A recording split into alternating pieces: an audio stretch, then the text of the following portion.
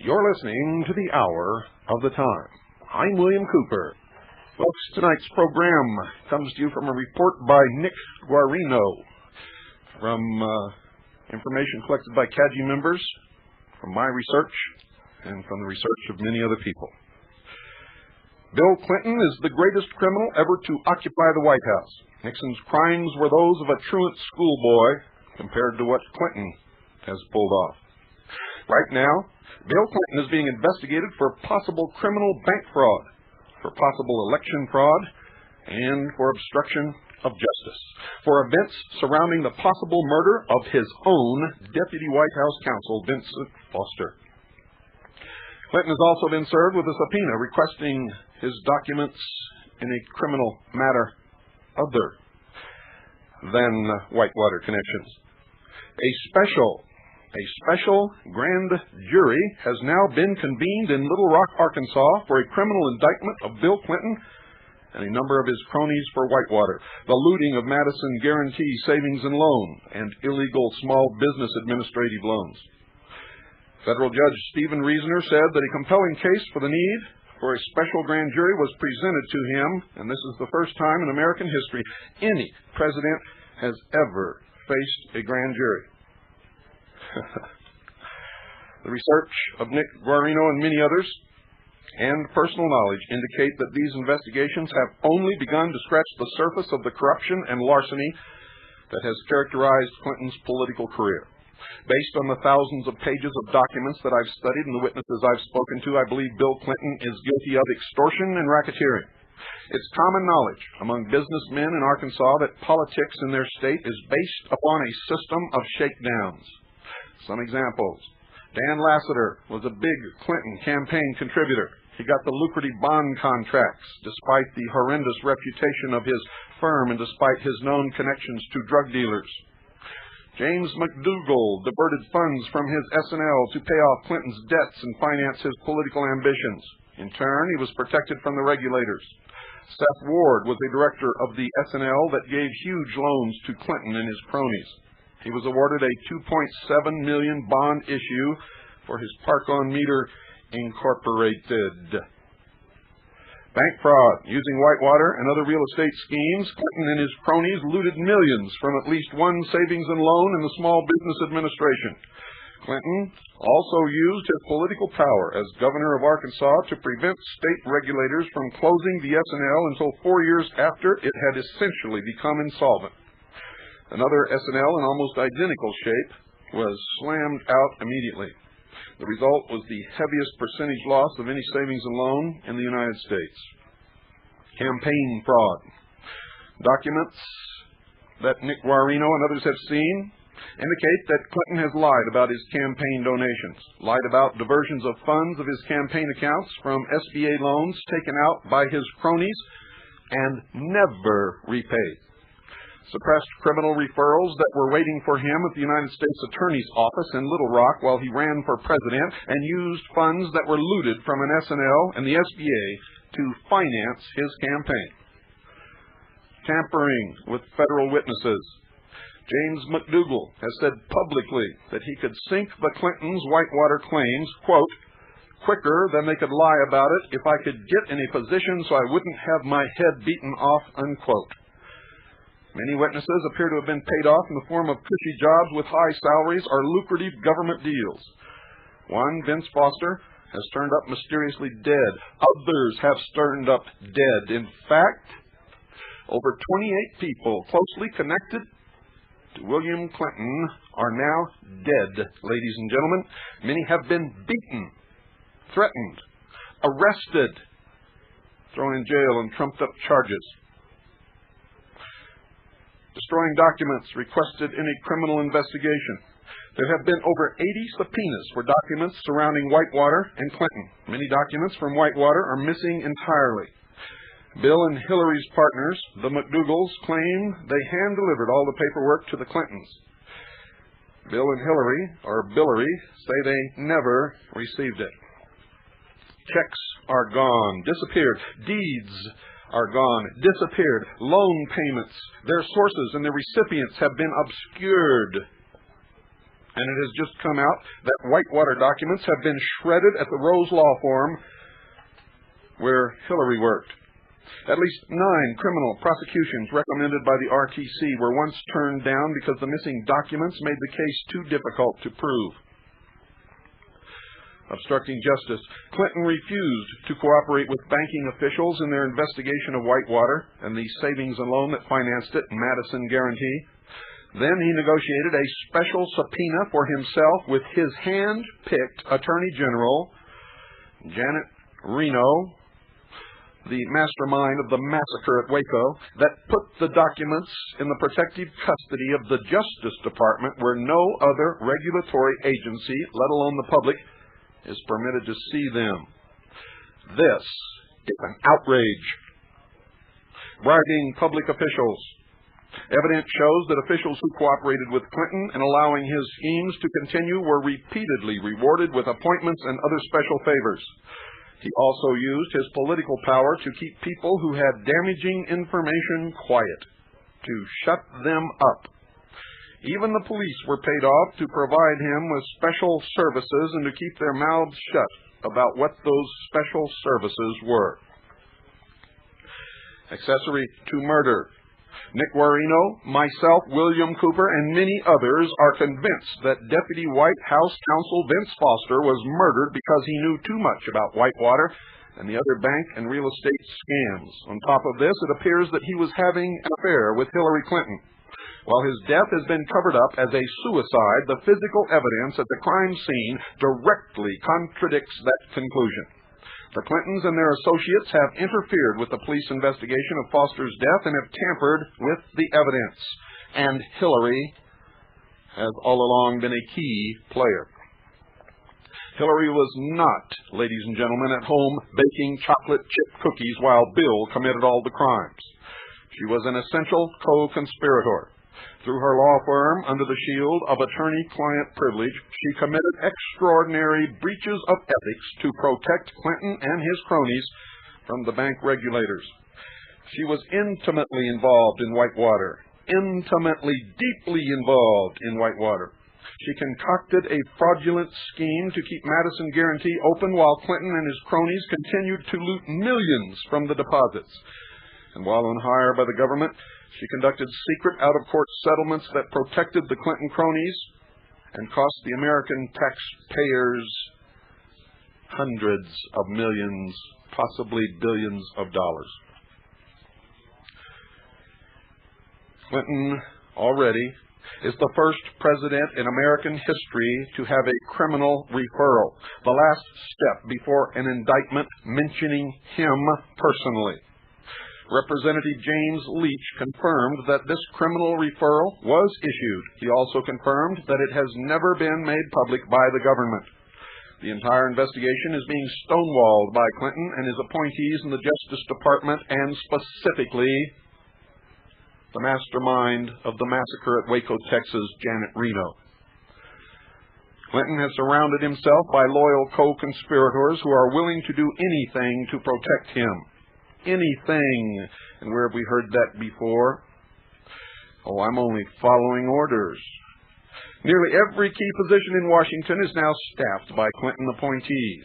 This includes the top people at the Justice Department, the temporary head of the RTC, the Federal Bureau of Investigation, and scores of subordinate bureaucrats in the regulatory agencies. These are the very people who should be upholding justice. Instead, they are helping him cover up his crimes, and over 95% of them can be proven Marxists, socialists, globalists. Many of these same Clinton appointees lied to you about Clinton's past. During the 1992 campaign for president, a criminal referral for Clinton had already been waiting process in Arkansas. Clinton's friends in Little Rock suppressed it. If this fact had been made public, Clinton's campaign would have come to a screeching halt. Who was his partner in suppressing all of this information? Not just this, but all of it? The press, ladies and gentlemen. Gary Hart was guilty of having his picture taken next to a beautiful woman on a fishing boat, and all hopes of his reaching the presidency was destroyed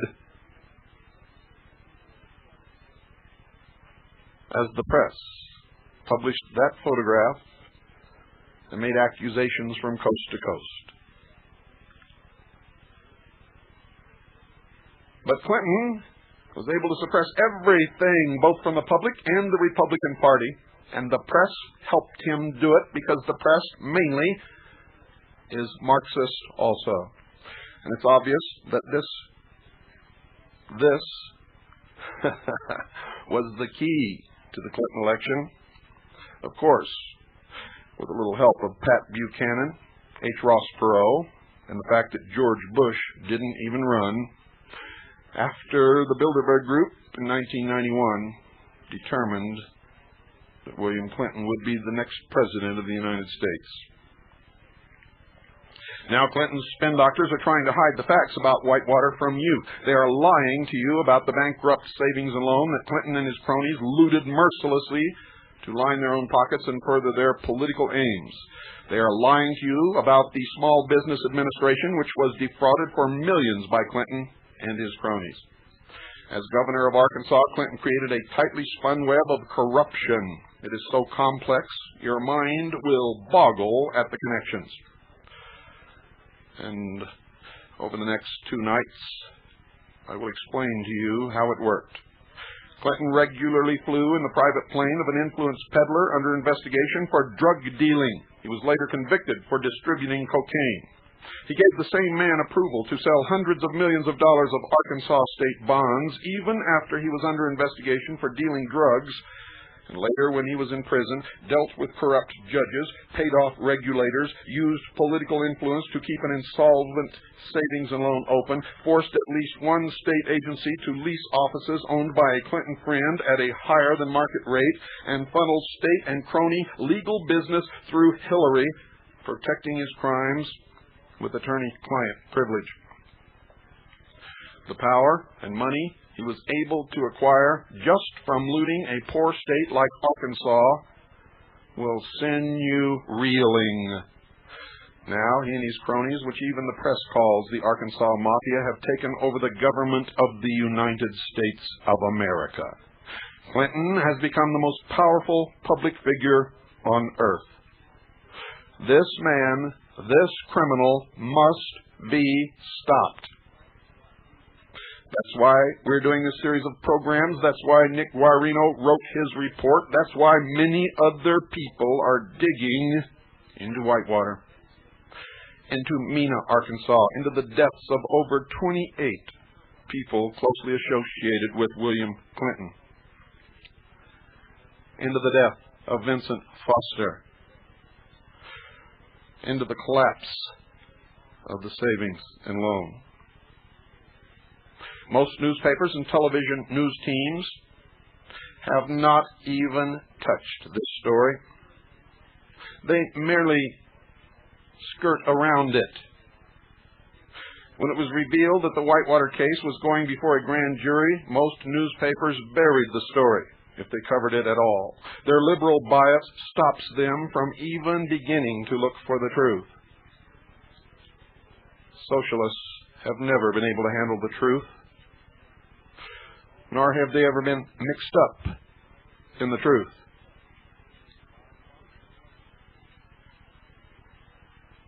Nick Guarino spent the better part of 20 years in Arkansas. He ran a multi-million-dollar business there, and he knows how business is done there. He played in the securities and brokerage businesses. He had millions of dollars invested in Arkansas banks and savings and loans. He invested heavily in Arkansas real estate, and he knew Bill Clinton, and he knew that Bill Clinton was corrupt. He also knew that Bill and Hillary would say, when they discovered what he has released to the public, that he is an ex-convict fresh out of Leavenworth, and that's true. He was convicted of a white-collar crime, 1 count of mail fraud and 1 count of wire fraud. He claims that he was innocent, and he claims that he was railroaded, but folks, that is irrelevant. The more important point is that Nick Guarino knows what happened in Arkansas. He was incarcerated in Fort Leavenworth, Kansas, with others who were involved and who knew what happened in Arkansas. He has thousands of documents from various sources, including news media such as the Washington Times, New York Times, Washington Post, and other leading publications. Bill and Hillary will no doubt smear Nick Guarino and try to discredit him, but they will never sue him. You see, in a court of law, he can depose them and subpoena documents that they want no one to see. He knows where the skeletons are. He was locked up with people who had inside knowledge of Clinton's corruption. Some of them were top players in savings and loan real estate scams of the 1980s. And in a legal battle, if necessary, Nick Guarino can open up the Clintons like a can of worms.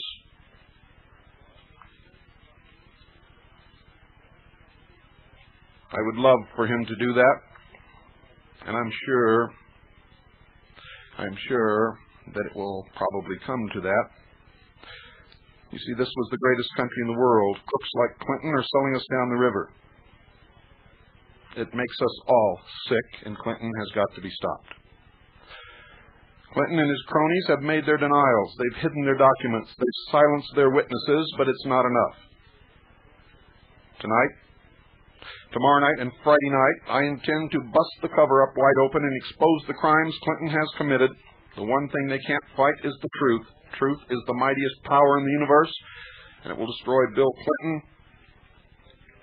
It is the wishes of Nick Guarino. It is the wishes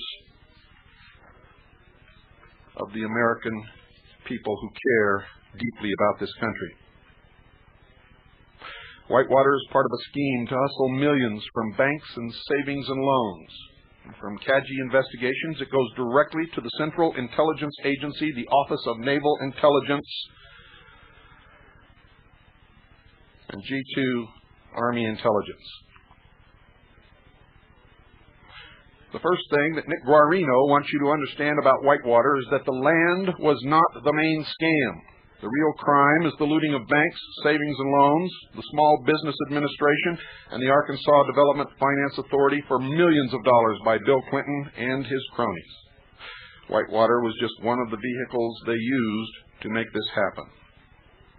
For the most part, the scheme was a series of land and loan deals. It involved many of the political and business elite of Arkansas. Bill Clinton, who as governor was the most powerful person in the state, he held the power to grant or refuse business rights, appoint judges and other key public servants, and to hand out lucrative state contracts, such as the bond deals for Dan Lassiter and the legal work to Hillary's law firm.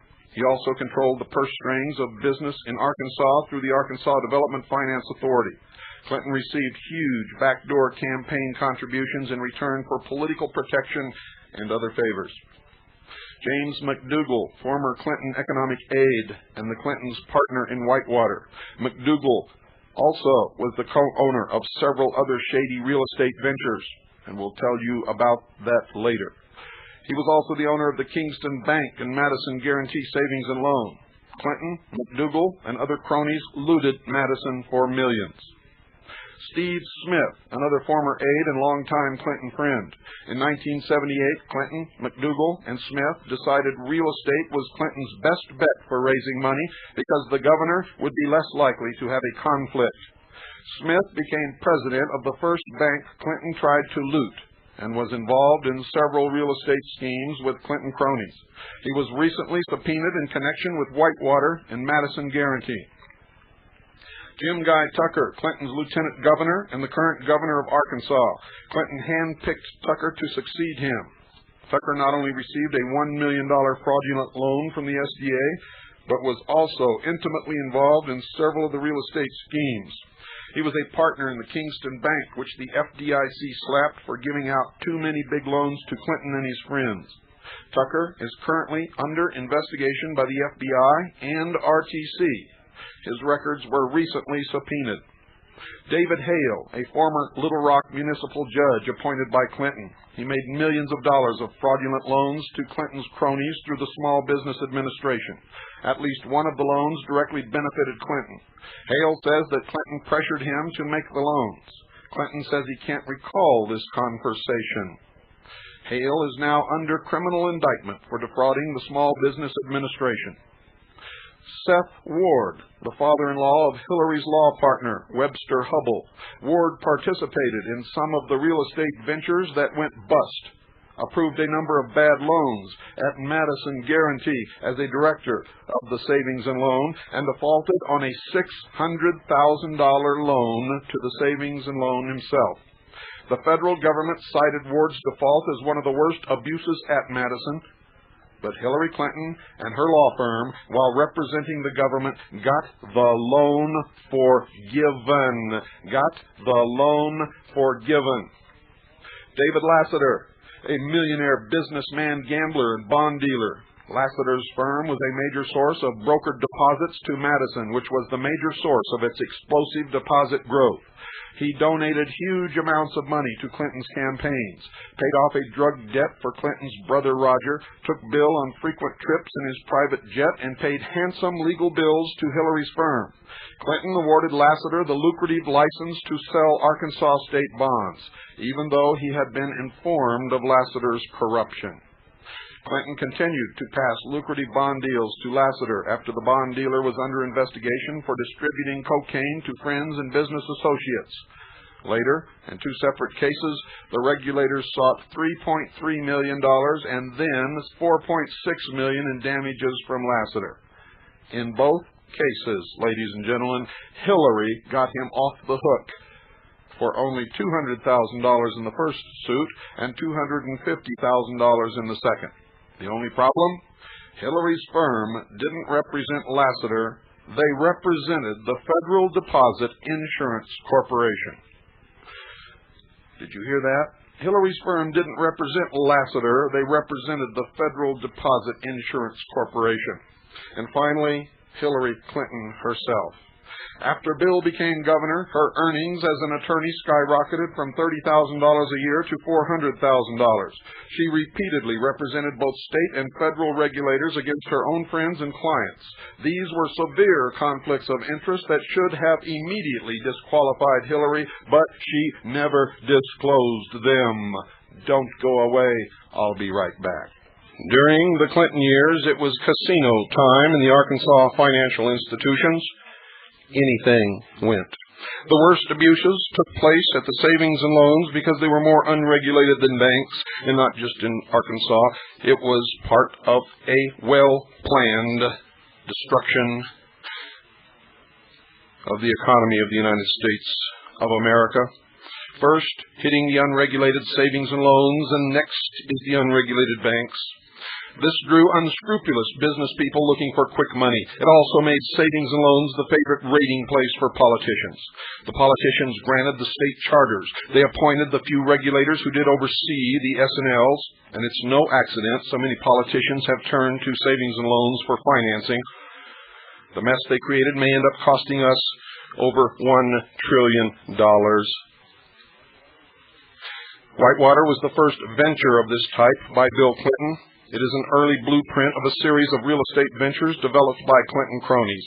They all involved huge loans from savings and loans and banks owned by Clinton's pals.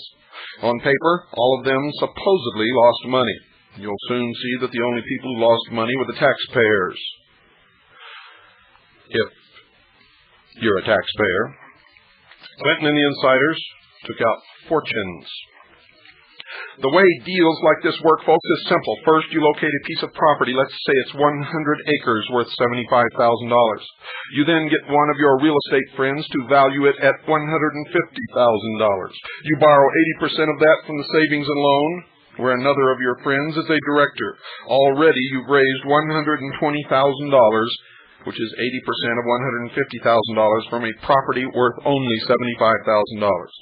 You might make some minimal improvements, like dividing the property into lots and bulldozing a few roads through it. If you're smart, you get the state to pay for it. Now, you can say that $150,000 piece of property is worth $2.5 million, and that lets you borrow even more money. If you want still more cash, you just arrange a few sham sales at inflated prices to other friends. Since the value of your property has increased so dramatically, your friend at the Savings and Loan can then approve an even larger loan. One property that we looked into, for example, was run up from $75,000 to almost $4 million in about a year. It's a gigantic, incredible Ponzi scheme. Whitewater had many of these elements. First, it was in the middle of nowhere. Nick Guarino has stated that he wishes that he could show you this piece of property. It was almost totally uninhabited. Even 15 years after the Clintons bought the property, all there is to show for their development is a couple of mobile homes, a handful of fishing shacks, and a house or two.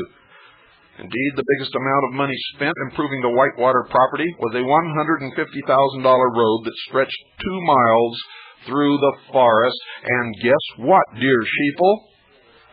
It was paid for by the state of Arkansas. The property was also mortgaged for far higher than its value. The Clintons and their partners purchased it with 100% borrowed money, nothing down. At times, lots were sold and resold without recording deeds, irregardless of the fact that they had been sold before. There are conflicting reports about profits and losses, and the money, dear listeners, has disappeared. 2 other ventures Clinton cronies were involved in, Campobello and Castle Grande, worked even better than Whitewater, and you don't hear anything about these. They were purchased for a few $100,000, but the loans against them ran into the millions. And remember, I've already told you, the crux of the matter is not the real estate.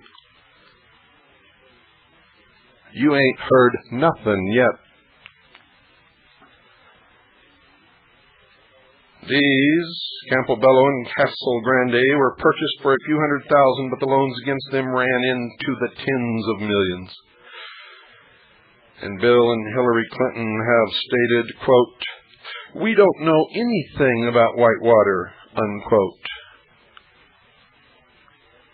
And P.T. Barnum said, and I quote, "There's a sucker born every minute," unquote. Bill and Hillary claim they were passive investors in Whitewater. They would have you believe they were innocent dupes in a series of unfortunate schemes perpetrated on them by unscrupulous cads. Nick Guarino and the Hour of the Time intend to demonstrate to you that the exact opposite is true. Number one, it was Bill Clinton himself who masterminded the schemes in connection with the intelligence community with its roots in the Central Intelligence Agency. Number two, Hillary, through her legal connections, was a key player in much of the fraud. And three, the Clintons and their friends benefited to the tune of millions of dollars. One thing you have to understand is that the political machine in Arkansas is one of the most corrupt systems in the nation. It's almost impossible to be in Arkansas politics and not be corrupt. And it is heavily under the control of the Scottish Rite of Freemasonry of the Southern jurisdiction.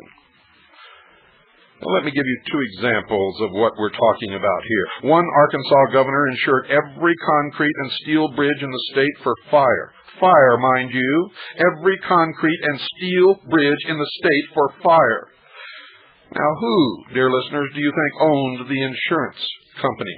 Another governor, up on fraud charges, fired the judge. He replaced him with the town drunk who promptly dismissed the grand jury that was about to hand down an indictment. Hallelujah, Arkansas. That's just politics as usual in Arkansas. Bill was just following in the footsteps of his illustrious predecessors. But you see, he had an extra incentive. The job of governor of Arkansas pays a dispiriting $35,000 a year. Clinton was not independently wealthy. He was a small-town boy with huge political ambitions. He was picked by the power structure. His mentor was the man who wrote Tragedy and Hope. He was sent to England, to Oxford, under a Rhodes Scholarship, to learn how to lead the sheeple into the New World Order, into one world government. He's an Anglophile. He believes in British Israelism. He wanted to hobnob with the rich and the famous. And even with Hillary's law salary, he didn't have enough money. He needed cash, lots of it, and by the late 70s, he had already hatched a brilliant plan to raise money by taking it from someone else. And he was helped by the elite to dirty his hands. For in order to have their help to rise into power amongst those who call themselves illumined, you must be dirty, and they must hold the dirt. Madison Guarantee was pillaged to finance Whitewater and Clinton's mafia and to further the aims of the destruction of the United States of America, along with all the other savings and loans in this country. On paper, the Clintons and their partners, the McDougalls, said they would convert this raw forest land into a vacation retirement community with dozens of lots. They said it would be a thriving new community. They bought Whitewater with nothing down and then borrowed huge sums of money against it and funneled huge sums through it. First, they borrowed the $20,000 down payment from Union Bank, which was later repaid with a new loan from Union Bank, taken out by Clinton crony and present Arkansas Governor Jim Guy Tucker and McDougal. Then they borrowed another $183,000 from the Citizens Bank of Flippin. According to real estate agents and sales of neighboring property, the value of the land was supposed to be 1/3 of that, but by inflating the purchase price, you can borrow more against it. Later, Hillary got another $30,000 from Bank of Kingston, using part of the same property that was already the collateral for the Flippin loan. Another $20,000 came from Security Bank of Paragould, which Bill used to pay off part of Hillary's loan. An additional $110,000 came from the diversion of an illegal SBA loan to McDougal's wife, so they had already borrowed $363,000 on property worth somewhere between $80,000 and $100,000. Later, indeterminate amounts appear to have been funneled into or through Whitewater from Madison and its shell companies. Around the time Whitewater Development was formed, McDougal, along with other Clinton cronies, including Jim Guy Tucker, Arkansas's present governor, bought the Bank of Kingston. Steve Smith was appointed president. Within days of the purchase, McDougal, Tucker, and Smith began using the bank to finance Whitewater and Bill Clinton's political mafia. The bank loaned far more than the legal maximum credit limit to any one borrower. All the loans were going to prominent out-of-towners, political big shots who did not live in or around Kingston. Huge loans were going to Clinton cronies, including executives at major corporations like Walmart and Tyson Foods. Both Walmart and Tyson were large Clinton campaign contributors and recipients of juicy political favors. Hillary was on their board of directors. The solvency of the bank was threatened. It got so bad, ladies and gentlemen, that the Federal Deposit Insurance Corporation began an investigation. In 1983, both Marlin Jackson, Arkansas State Banking Commissioner, and the FDIC demanded that Kingston stop making these loans. The FDIC said the loans threatened the stability of the bank. Clinton and his cronies were notified in writing and ordered to repay their loans. They then switched their scheme to savings and loans where the regulators couldn't get them. Soon after, McDougal bought Madison Guarantee Savings and Loan. Jackson, the regulator who stopped the loans to Clinton from Kingston, says he felt McDougal did this to escape the heavy regulation over the banks. The savings and loans were far less regulated. Quote, "I've often thought that the reason he began using Madison Guarantee was because he had found that he couldn't do what he wanted with his bank," unquote, said Jackson. Madison was a tiny savings and loan in a tiny town. Its prospects looked dim, except Governor Clinton then intervened. He gave Madison approval to open a branch in Little Rock. This was highly prized among savings and loans. It meant Madison had instant access to a market that was literally 1,000 times bigger. Later, Clinton sheltered Madison from regulatory scrutiny. Madison quickly became a large savings and loan, attracting $120 million in deposits. It did so by offering some of the highest interest rates to savers in the United States. You may recall the mid-1980s when Arkansas Savings and Loans sat on top of the list of highest interest-paying savings institutions. Madison was a leader in the race to attract the most deposits by offering high interest rates. It also began a series of fraudulent loan practices and deals with the political elite of Arkansas. Madison's furious expansion attracted federal regulators who stated in 1984 that Madison was in jeopardy from unsafe and unsound lending practices. According to the regulatory complaints, Madison made $17 million in loans to insiders, officers and their family, and politically prominent Arkansas citizens, including Bill Clinton. Jim Guy Tucker received over $1 million. Steve Smith received at least $65,000. Seth Ward received at least $600,000. In most cases, these businesses eventually failed, but Bill Clinton and his cronies kept on getting more loans for bigger and better amounts. And again, as I said, the money disappeared. Where did it go? I would suggest, ladies and gentlemen, you look into Mena, Arkansas, and ask Ollie North. At times, tens of thousands of dollars were run through the Whitewater account at Madison in transactions that were apparently completely unrelated to Whitewater sales or expenses. Furthermore, huge overdrafts were mysteriously covered with deposits from various Madison subsidiaries and other McDougal corporations. Drug money. They used shell corporations to bury the transactions. The way they were able to do this was by using shell corporations, companies whose only purpose was to funnel funds out of the bank and into their pockets. These shell corporations were part of the focus of the RTC's first criminal referral, which named Clinton in 1992. The document outlines dozens of questionable loan transactions involving several Arkansas banks and 12 corporations affiliated with or doing business with Madison. Principals of the corporations include the Clintons, the McDougals, current Arkansas Governor Jim Guy Tucker, and other cronies. This document was suppressed by Clinton's machine during the presidential campaign. During the first half of 1985, Whitewater issued 10 checks for more than $70,000. Several were written to the Bank of Cherry Valley, where Clinton had a campaign account. Unable to obtain the bank records, the RTC could not determine if the checks were deposited in the account. 5 of the checks issued by Whitewater, totaling more than $60,000, were overdrafts that eventually were covered by funds from other alleged shell corporations or from Madison Financial Corporation, the S&L's wholly owned real estate subsidiary. One $30,000 check was issued on Whitewater's account to McDougal with the notation, quote, loan repayment, unquote. Though the RTC found no records of any loan from McDougal. More money laundering. That check resulted in an overdraft that was covered by a deposit of $30,000 from Madison Financial Corporation. In April 1985, according to S&L documents, Madison Financial Corporation deposited $30,000 directly into Whitewater's account as a prepayment on a 1985 bonus to McDougal, Madison Financial Corporation's president. Some of the money that went through the alleged shell corporations to Whitewater came from bank loans. Those corporations were created legally, but appear to have no business purpose whatsoever. Clearly, they were established purely to funnel money out of the bank. More money laundering. At times, the purpose is blatant.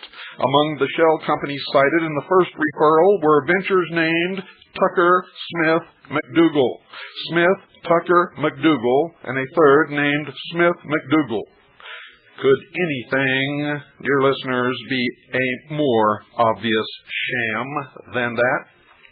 Smith, McDougal, and Tucker were 3 of Clinton's aides and underlings. They, with Clinton as the obvious silent partner, hatched various sham real estate deals to raise money for Clinton. For example, the Castle Grande trailer park to be near Little Rock was a grand scheme that ran up at least $2 million in loans, plus another $1 million for a sewer plant to service the development. Nothing was ever developed. It's now an empty tract of land. There were no improvements. The land is littered with mattresses and old refrigerators. The land, according to some sources, is worth about $70,000. Where did the other $3 million go to? I suggest you look into Mena, Arkansas, and ask Ollie North. Besides loans to Whitewater, the savings and loan funneled money to its owner's wife. One of the ways this was done was through a subsidiary, Madison Marketing. Madison Marketing handled $1.53 million of the thrift's business over a 3-year period. The firm was owned by Susan McDougal, wife of the savings and loans owner. Her company apparently did no actual marketing for the bank. She merely collected commissions and borrowed money. According to the RTC, the evidence indicates that Madison Marketing was a sham company that performed no actual marketing services. They simply paid the bills of other firms and added their own 15% markup. In turn, Madison Marketing funneled money to Whitewater and to Clinton, and this is illegal. Madison funds were used to pay Clinton's past campaign debts. Madison employees were urged to donate money to Clinton. The S&L's officers told them the savings and loan would pay them back. Of course, it is illegal for savings and loan funds to be used in this manner. We will probably never know how much Clinton made from this. It had the potential to quickly reach tens of thousands of dollars and maybe millions. One thing that's known for sure, ladies and gentlemen, is that in 1985, at Clinton's request, Jim McDougal hosted a cocktail party at Madison headquarters to help Clinton pay off a $50,000 campaign debt. About $30,000 was raised. At least one of the listed donors denies ever writing a check. The donor was a 24-year-old college student. He supposedly gave $3,000. It later turned out that his father had signed the check, not he, and that it came from his father. Who was the father, ladies and gentlemen? A politician named Charles Peacock. Peacock at first told reporters he knew nothing about the check. Later, he admitted he had signed it in his son's name and told them simply, quote, "I'm a politician, and as a politician I have the prerogative to lie whenever I want," unquote. Most of the records of these donations have disappeared. What few documents remain have convinced federal investigators that at least some of the money may have come directly from Madison. Many of the donations were in the form of Madison cashier checks, usually written in the name of an individual in his account. 3 months before McDougal helped Clinton cover his debt, Clinton had appointed a new state regulator in charge of savings and loans. The appointee, handpicked by McDougal, turns out to have been a Little Rock lawyer who had previously represented McDougal's savings and loan. Bank investigators are also trying to find out what happened to an undisclosed amount of money that went directly from Madison to Whitewater. The Resolution Trust Corporation, a federal agency, has sent a whole package of criminal referrals to the Justice Department recommending further investigation into these donations. Good luck, as they are in the hands of the instigator of the Waco massacre, Janet Reno. So far, no one has been able to piece together just how much Bill Clinton and his friends benefited from the diversion of funds from Madison and Whitewater. The transactions are muddled, and what documents haven't been destroyed are being withheld from the public, many of them by Janet Reno, the brains behind the murder of the congregation of Branch Davidian in Waco, Texas. But we know Madison failed in 1989 with a shortfall of $47 to $68 million. It was owned by Jim McDougal, Clinton's former aide, business partner, and fundraiser. Clinton knowingly kept the S&L open, using his political influence, and continued to give favors to McDougal. As McDougal put it, quote, "Bill never turned me down on something I asked for," unquote. Furthermore, as you'll see in a moment, Hillary handled Madison's legal entanglements with the regulators. It was due to her and Bill's influence that Madison was not shut down when its insolvency was first discovered. The ties, ladies and gentlemen, are simply too close for coincidence. Much of the paper trail has been buried forever in what has been called atrocious record-keeping. But the evidence shows that Bill and Hillary, Billary, and their cronies were able to swindle millions from this one savings and loan. Don't miss tomorrow night. Good night, and God bless you all.